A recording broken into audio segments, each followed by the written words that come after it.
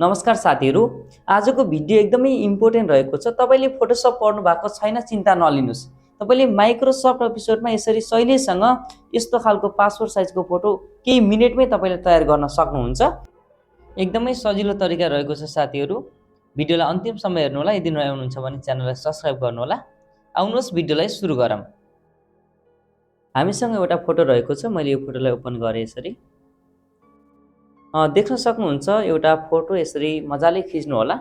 खिचिसकेपछि जुन बाहिरको नचाहिने भागलाई चाहिँ क्रप गर्नु होला। जस्तो कि हाम्रो धेरै भागहरू सो भएको छ भने त्यसलाई हामीले क्रप गर्नुपर्ने हुन्छ। क्रप गर्नको लागि फोटोमा राइट क्लिक गर्नु होला। राइट क्लिक गरिसकेपछि एडिटमा क्लिक गर्नुपर्ने हुन्छ। यसरी एडिटमा क्लिक गर्नु होला।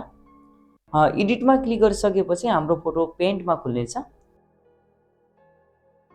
त्यसपछि यो फोटोको जुन नचाहिने भाग छ त्यसलाई क्रप गर्नको लागि सिलेक्ट टुलमा क्लिक गर्नु होला। सिलेक्ट टुलमा क्लिक गरिसकेपछि यसरी चाहिने भागलाई सिलेक्ट गर्नु। यसरी सिलेक्ट गर्नु होला। जति भाग चाहिन्छ त्यो अनुसार सिलेक्ट गर्नु।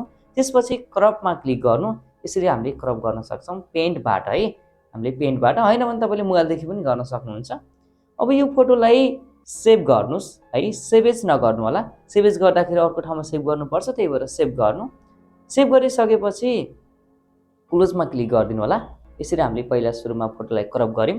तपाईले मोबाइलबाट खिचेर मोबाइलमै पनि क्रप गरेर कम्प्युटरमा राख्न सक्नुहुन्छ। यसमा चाहिँ केही फरक पर्दैन है। अब यति भइसकेपछि हामीले माइक्रोसफ्ट अफिसलाई ओपन गर्नुपर्ने हुन्छ। यसरी माइक्रोसफ्ट अफिसलाई ओपन गर्नु होला। ओपन गरिसकेपछि सुरुमा हामीले पेजलाई सेटअप गर्नुपर्ने हुन्छ। पेजलाई सेटअप गर्नको लागि पेज लेआउट मेनुमा जानु। त्यसपछि साइजमा जानु होला। साइजमा गइसकेपछि तल देख्न सक्नुहुन्छ मोर पेज साइज भन्ने छ। यसमा क्लिक गरेर हामीले यसमा साइज राख्नुपर्ने हुन्छ। यसमा कति राख्नु भने यसको चौडाइ छ, जुन चौडाइमा को जति राख्नु होला। त्यसपछि पेजको उचाइमा 6 राख्नु होला। यही नै राख्नुपर्छ भन्ने छैन। हामीले कतिवटा फोटो निकाल्ने त्यो अनुसार राख्नुपर्ने हुन्छ। यति भइसकेपछि ओके गर्नु होला। अब पेज सेटअप भइसकेपछि हामीले सेप लाग्नुपर्ने हुन्छ। इन्सर्टमा क्लिक गर्नु। त्यसपछि सेपमा क्लिक गर्नु। सेपमा क्लिक गरिसकेपछि यसरी रेक्टेंगल सेपमा क्लिक गर्नु होला। रेक्टेंगल सेपमा क्लिक गरिसकेपछि सेपलाई यसरी ठिक्कको साइजमा तान्नु होला। यति भइसकेपछि फर्मेट भन्ने मेनुमा जानु। फर्मेट मेनुको है, फर्मेट मेनुको यहाँनिर एउटा साइज भन्ने अप्सन देख्न सक्नुहुन्छ। यसमा गएर हामीले साइज राख्नुपर्ने हुन्छ।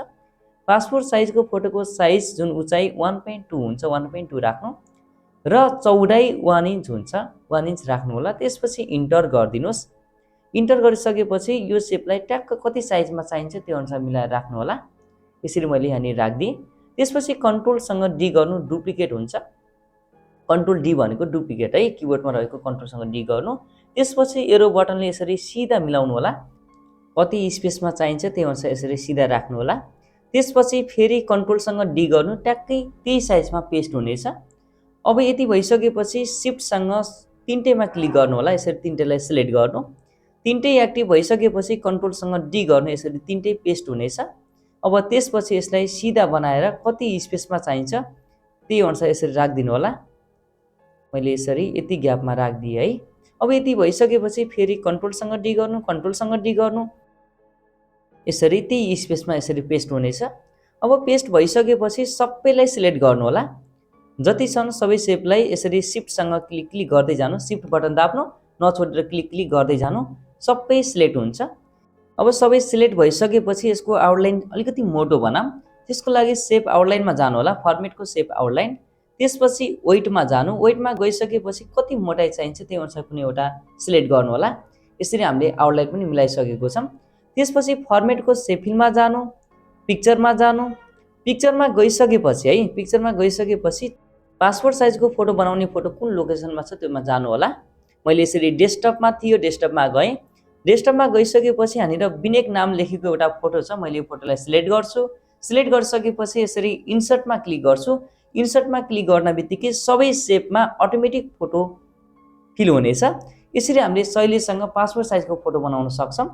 अब यो फोटोलाई प्रिन्ट गर्न पर्यो भने हामीले प्रिन्ट पनि गर्न सक्छौँ। प्रिन्ट गर्नको लागि अफिस बटनमा जानु। त्यसपछि प्रिन्टमा क्लिक गर्नु। प्रिन्टमा क्लिक गरिसकेपछि अब प्रिन्टरको सेटिङहरू मिलाएर हामीले प्रिन्ट गर्न सक्नेछौँ। यस्तै कम्प्युटर सम्बन्धी नलेजको लागि च्यानललाई सब्सक्राइब गर्नुहोला। धन्यवाद।